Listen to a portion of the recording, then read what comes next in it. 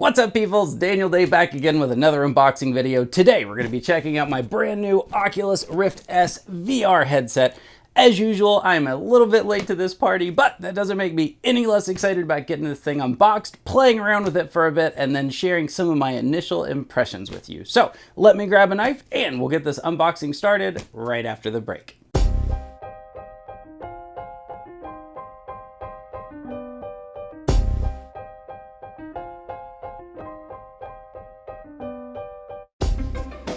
Okay, so let's go ahead and check the box out really quickly. On the front, we've got a picture of the actual Oculus Rift unit itself, as well as the controllers.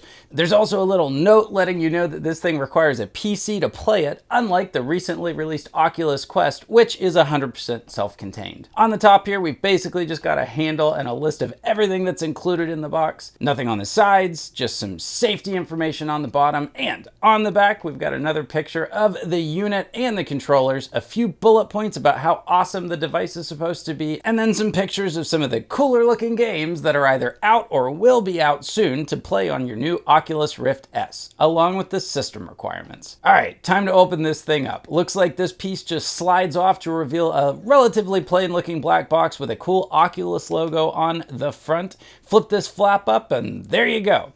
Looks like we can immediately see the headset along with the controllers. I've never seen one of these before. It looks like there are several buttons on the controller itself along with a joystick. I believe that this thing slides down, to reveal the battery compartment. Hope that doesn't slide off while I'm playing all the time. Looks like there's an information packet in here as well. Batteries are included, which is always awesome. Got some information stuff. Apparently dropped something.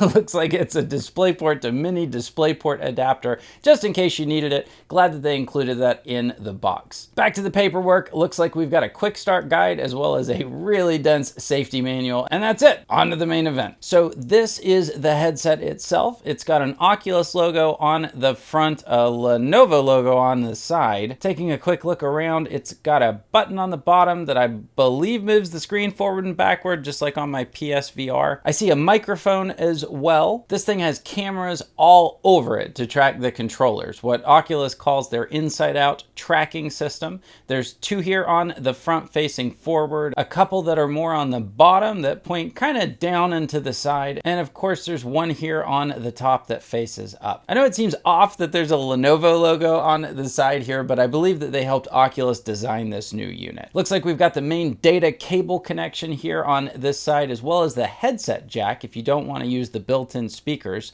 It's got some nice foam padding that'll come in contact with your face. Wow, that is really soft. Hopefully it's pretty easy to clean too. And through there we can see the actual screens themselves. They appear to have some sort of plastic covers on them to protect them during shipping. Looks like the DisplayPort cable is attached to this Velcro strap at the top. Let's go ahead and get that removed. Okay, looks like we've got a full-size DisplayPort connection as well as a full-size USB Type-A connection at the end of the cable. So the DisplayPort's going to provide the video connection to the screens in the headset, and then the full-size USB connection will provide the data connectivity. Lastly, we've got the Velcro strap on the top to help keep the thing aligned on your head, and then a dial here that you can turn to loosen and tighten the halo type portion around the edges here. So you can loosen it and then tighten it. So that's pretty cool. And once again, very, very similar to my PSVR. All right, one final shot of everything that's in the box. I'm gonna go ahead and hook this up to my computer, play around with it for a bit, and then I'll be back with some initial impressions. Okay, so it's been several hours and I've finally gotten to play around with this thing a little bit, and wow, the quality of the VR experience so far on this thing versus my PSVR is substantially better. Now,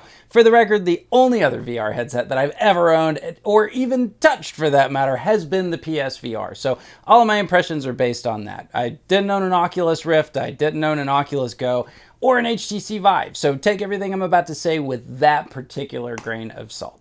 Setup on this thing was super simple. I basically just downloaded the Oculus software, created an account, connected the two cables that are coming out of the back of the headset, and then did a firmware update on both the headset and the controllers, and then it basically dropped me into this really cool initial tutorial. After setting the height of the floor and like a boundary box of sorts, I think it's called the Guardian system or something like that, which basically just lets the device know my safe play area and warns me if I'm about to leave it, which I think is really cool and something I wish my PS PSVR did. I ended up playing through a series of mini games with an adorable little robot friend who got me used to basics like grabbing things, throwing objects, looking around, and shooting in VR. It was real quality stuff. From there, I bought a few games on the Oculus store intending to check them out, but I never actually got past the first one that I tried, a little game called Beat Saber, which, well, I might already be a little bit obsessed with. I actually played this game a little bit on my PSVR several months back, but I kept running into these frustrating problems where the camera wasn't quite accurately tracking my saber movements, and any time that I moved out of its tiny little sweet spot,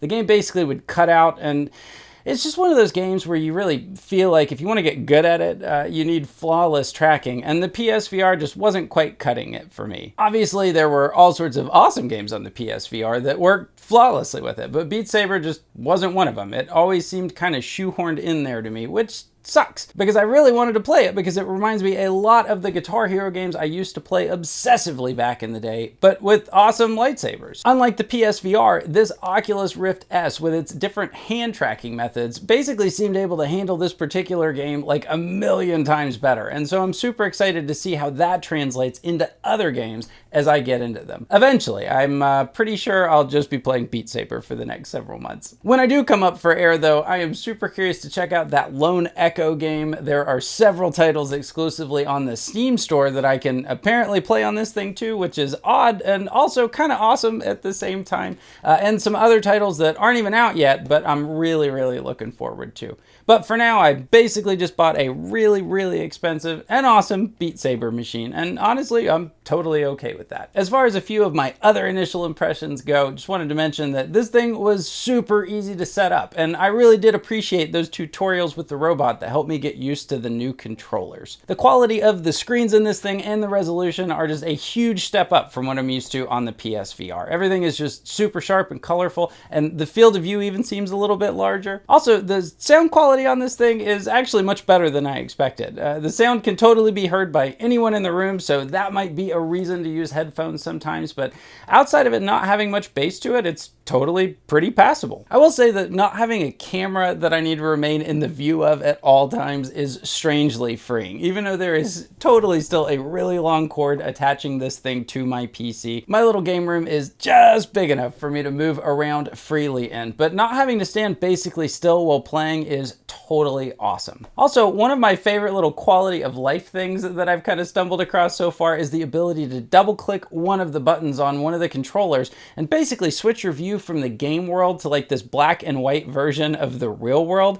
It uses the cameras on the front of the device. It's even separated by right and left eye. And now I know this may seem like an odd thing to fall in love with, but it basically allows you to see the real world without having to take the whole freaking headset off, which means that if you want to grab your drink, have a really awkward conversation with your wife, or just check your surroundings at any time, you can do that while keeping the headset on, which is just awesome. Also, the hand tracking on this thing is really great. I was honestly a little bit worried that given that this thing didn't have a whole array of cameras located all around my room tracking them, it wasn't going to work very well. But in my very limited experience, everything's worked flawlessly. I will say I am a little bit worried about the cloth kind of around the headset here and the foam on the screen. It looks like you could probably take the foam off to clean it, but these cloth parts around the halo ring here, it doesn't seem like you can take them off. So I'm real worried they're going to get nasty after hours of sweating while playing Beat Saber. Hopefully somebody's going to come up with some sort of aftermarket solution, something that's machine washable, maybe, something like that.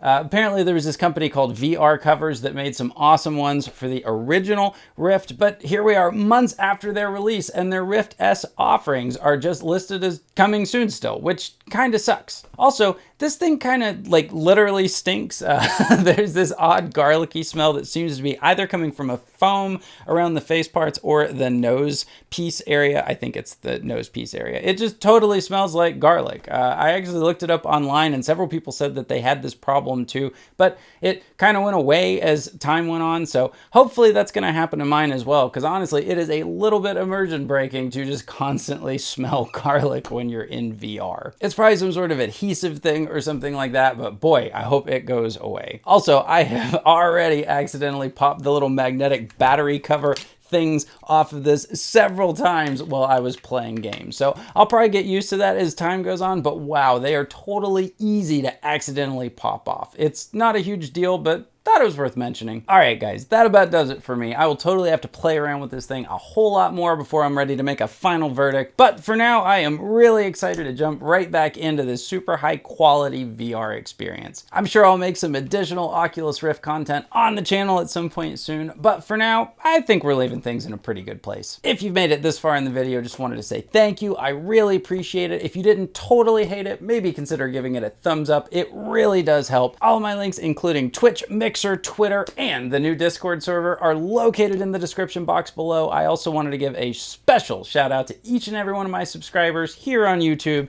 You guys rock. And if you're not subscribed already, but you like this video, please consider clicking that subscribe button. Did you click it? No? Please? All right, guys. Once again, just wanted to say thanks for watching. I really appreciate it, and hopefully I will catch each and every one of you in the next one.